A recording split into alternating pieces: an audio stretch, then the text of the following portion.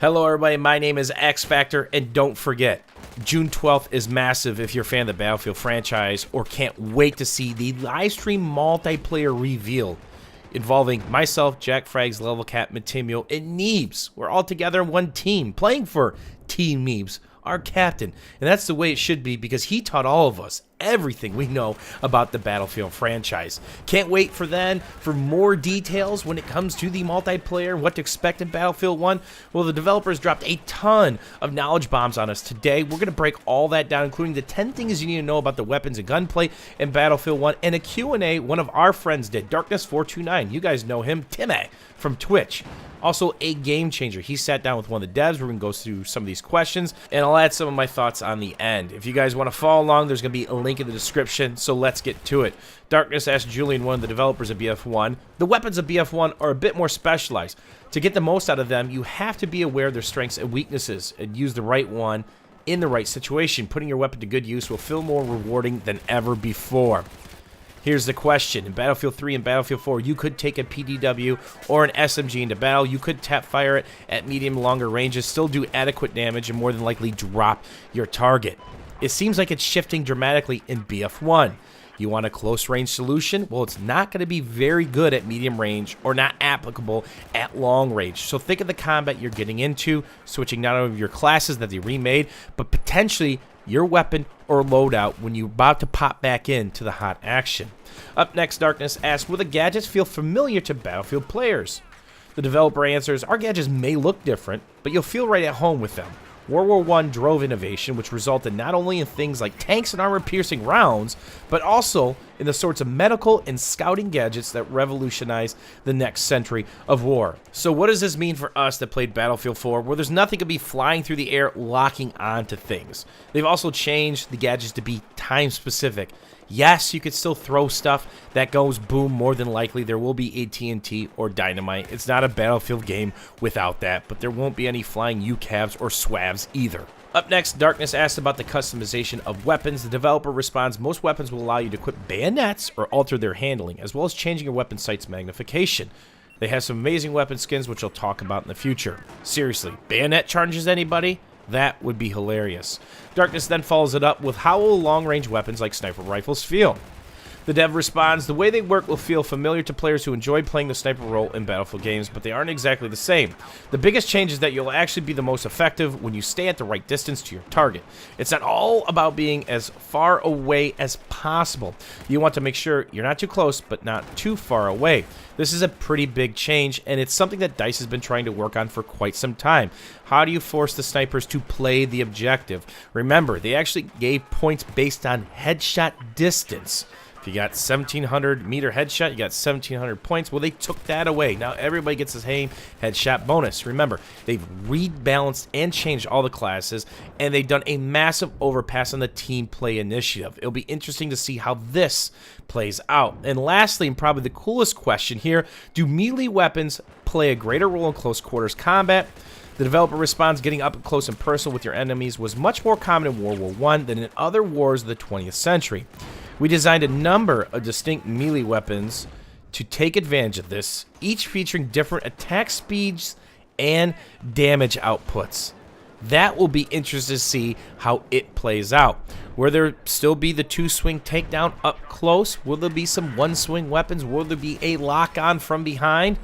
I guess we'll find out on June 12th. Now let's get to the 10 things you need to know about the weapons of Battlefield 1. Remember, there's a link in the description if you want to read this later or follow along. The first thing we're going to talk about is the weapons feel fast because they are. If your weapon of choice is assault rifle or powerful LMG, Battlefield 1 is loaded with guns to scratch your trigger finger on.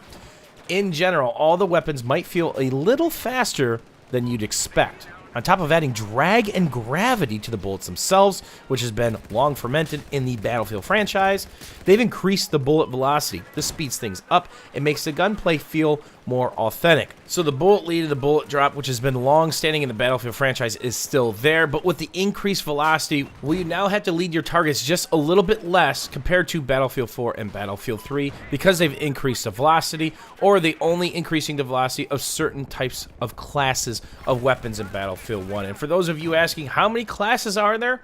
Well, they say there are 6. You have your shotguns, which are great for blasting enemies from up close. SMGs made for short range and rapid fire. LMGs amazing at tearing things apart from medium range. Semi-autos balanced and powerful. Sidearms great in a pinch, and sniper rifles which do exactly what you think. Remember, all these weapons have become highly specialized. The question is, will you be able to tap fire or burst fire that LMG to be accurate at long range, or have they taken away that ability compared to Battlefield 4? Same as with the SMGs up close. Can you tap it out to make it more accurate and a viable option at medium range? Or do you have to really think about what weapon you're going to choose next time you're in the spawn screen based on the engagement that you're currently in or you think you're pushing towards? Next, they talk about there being a ton of variety. Each weapon type has multiple different weapons to choose from. The weapons of the air were incredibly varied. In fact, many of the weapons of World War I were the first successful versions of those weapons. The first SMGs and automatic rifles were deployed during the era, and you could use them in Battlefield 1.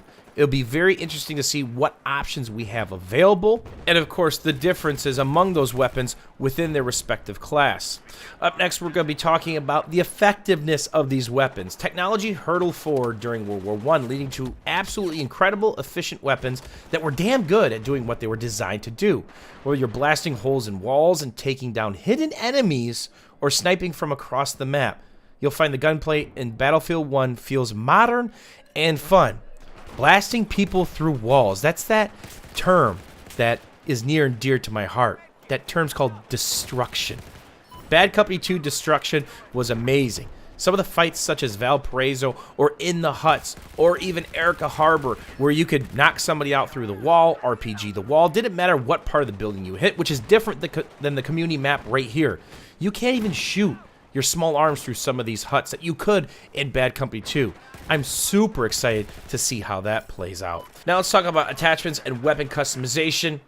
DICE definitely wants to allow you to customize your weapons in Battlefield 1, but we also heard your feedback that we should try to find a way to do this without adding hundreds of additional attachments. That's in reference to Battlefield 4. That's why Battlefield 1 utilizes preset loadouts for each weapon. You're still able to customize your weapons to make sure they work with your playstyle, but in a more focused way. It seems like we might be going back towards Bad Company 2-ish customization versus the Battlefield 4 customization, where there were countless combinations possible. Each weapon has up to 3 presets. Maybe you want a shotgun that packs a little more punch. Maybe you'd rather one that trades stability for accuracy. The different weapon presets should help you out. Some have up to 3, giving you different ways to play with the same weapon. You are able to customize them as well, changing the zoom levels, reticles, and more. There are multiple types of melee weapons. Getting up close and personal was an important part of the Great War, and while you'll have plenty of options, if you'd rather keep your distance, you'll also be able to use different types of melee weapons, each with their own attack speeds and damage output. Some even double as tools, giving you the ability to cut barbed wire, destroy barricades, or even damage light vehicles. So now, this choice makes a difference. In Battlefield 3 and Battlefield 4, it just was what your knife basically looked at, and there was a lot of choices. Now, it's what do you want that to do?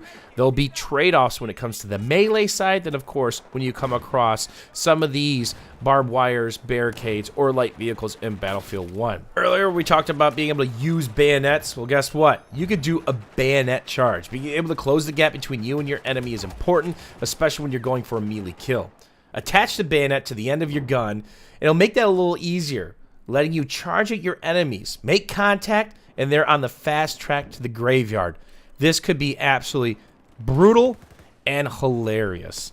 Now let's talk about frags. They aren't the only grenade types. Besides being able to toss traditional frag grenades, you'll be able to use gas grenades, low damage, but their gas lingers for a long time. Incendiary grenades, high damage, but for a limited time, and more. Using the right one at the right time can be the difference between life and death. Here's the good news. They're going backwards from Battlefield 4, where it was very grenade spammy at launch.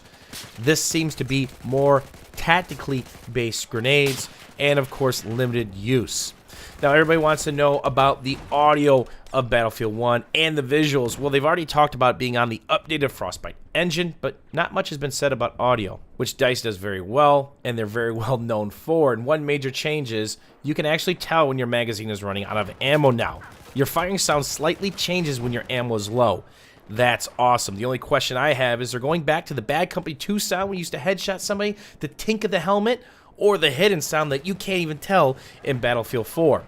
Only time will tell when June 12th actually rolls around. That's it for the things that you need to know about Battlefield 1 weapons and the gunplay so far. As more news hits, we'll make sure to cover it, and hopefully you guys tune in June 12th when I'm playing alongside Level Cap, Matimio, and Jack Frags for our squad leader, Neebs. I'm super excited, can't wait to get my hands on Battlefield 1 and share my experience with the world. Make sure you guys tune in and say hi if you do. Remember, who's going to win? Team Neebs or Team Stone Mountain? As always, guys, thanks for watching. Thanks for hanging out, and we'll see you guys soon.